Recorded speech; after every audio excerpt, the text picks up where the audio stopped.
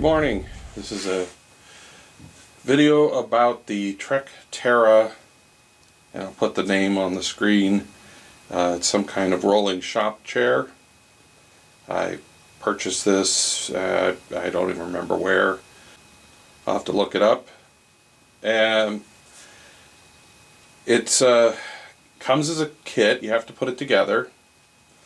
It does not look like this initially. I'll get to why these are here.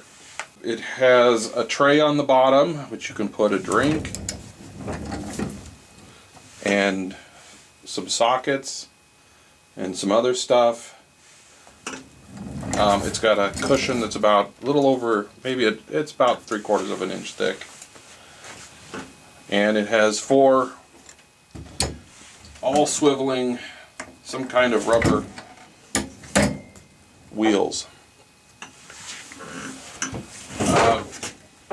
It works pretty well. I've been using it off and on since I got it. This was probably several months ago, 6 months ago. It is rated according to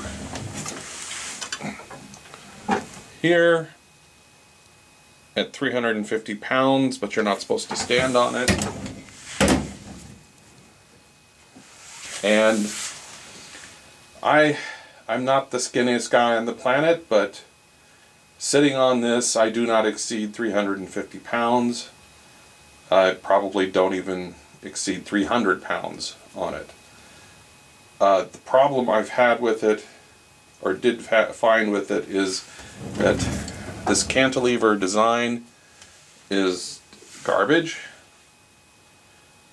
And it was fine rolling around, although there are the cracks, not cracks, but seams in the concrete in my porch or my driveway, which are on screen.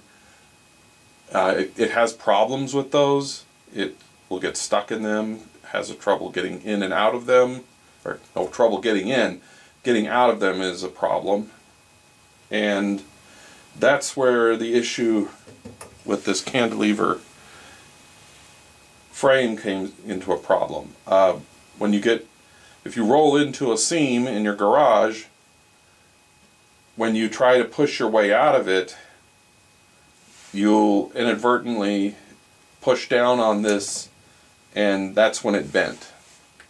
It only bent about an inch before I realized what was happening and stopped, and then I had to build these brackets.